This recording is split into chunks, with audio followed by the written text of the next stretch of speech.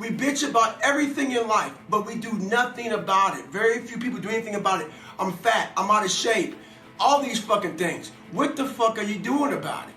You gotta take action in your life. You gotta stop bitching. You gotta start find a solution to your fucking problem. Don't be the problem. Take action. For every action, there's an opposite reaction. If all you do is bitch, nothing's gonna happen in your life. Take action, take control, stay hard. Sometimes life can really hijack your fucking mind. When that happens to you, you're all fucked up. Your goals, your ambitions, everything is out the fucking window. In life, we all go through different things. Sometimes your girlfriend or boyfriend breaks up with you. Guess what? Get the fuck over it. They no longer want you. Maybe you failed a test in school, you worked your ass off. Guess what? You failed the fucking test. Get over it, move past it. Learn to not let life hijack your brain. At work, you've been working your ass off for that new promotion. You don't fucking get it, someone else does. Maybe they kiss better ass than you do. Guess what? Get over it. Life will hijack your mind if you let it. Don't allow all these things to make you a lesser person.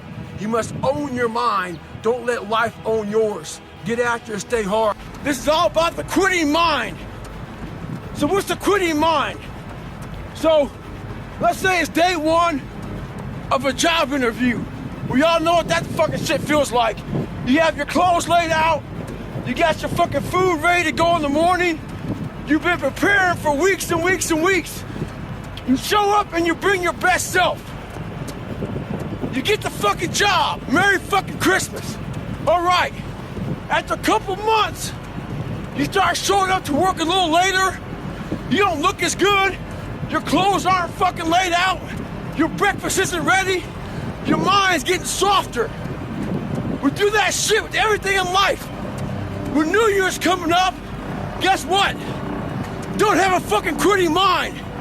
Repetition every day. We have to find our new norm. A new norm is something like this. When I was going through SEAL training, it's only supposed to be 6 months. I was there for 18 fucking months. Kept on getting setback and setback and setback. You gotta change your mindset to know my whole job now is at 4 o'clock in the morning.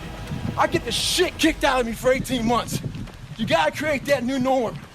That has to be your lifestyle. You are the master of your own mind. Create that masterpiece. Be proud of yourself at the very end of it all. Don't let life just start attacking you left and right. Make sure that you start to build a mental armor so then you're ready for life. And that comes with a very physical way, and the physical helps out the mental. What I mean by that is you have to be quiet in your mind. Get away from people. We love being around people. We love talking. We love parties. We love all that shit. It's okay to be alone. It's also okay to be unhappy. It's okay to be unhappy sometimes, man. It's okay to say, you know what, man, I'm fucked up. So you gotta go to the truth first. Who are you? Get really accountable and say, okay, who am I? What's the truth about me? Get to that dark place in your mind. Figure out, it may take months, it may take years. Figure out your purpose. Figure out what you want to be in life. And then from there, okay, I have my purpose. It may take a long time. No one knows their purpose because it's too loud.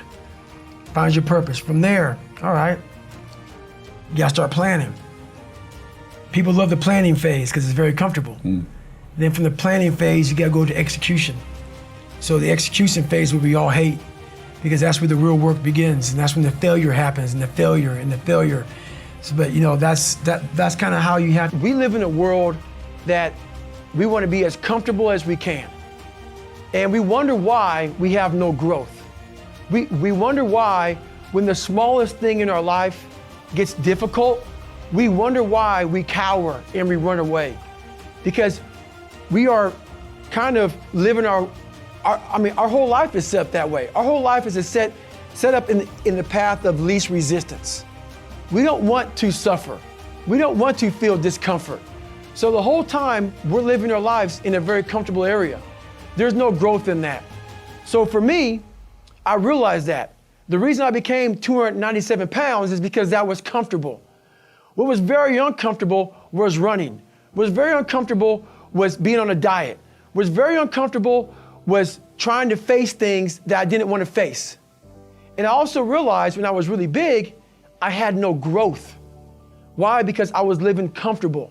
So I realized for me to find growth, I had to face all of these different things that made me very, very uncomfortable. One thing I faced was running. I absolutely hated running. But I knew for me to grow, I had to do this thing every single day. I wanted to start callousing my mind. I wanted to start becoming a better person. And how you become a better person, how you gain mental toughness, how you become the person you want to be, is constantly facing the things that you don't want to face. If you constantly run away from things that you don't want to face, how is there growth? How is there mental toughness? I can give you a class all day long about self-talk, visualization, eat an elephant one bite at a time. But if you're never putting yourself in a situation to actually practice these things, you're never going to grow. I can't put you out there we're all going through a battle in our mind. A warrior is not a person that carries a gun. The biggest war you'll ever go through is right between your own ears. It's in your mind. We're all going through a war in our mind, and we have to callous our mind to fight that war and to win that war. Hey, thanks for watching. My name is Nick and I'm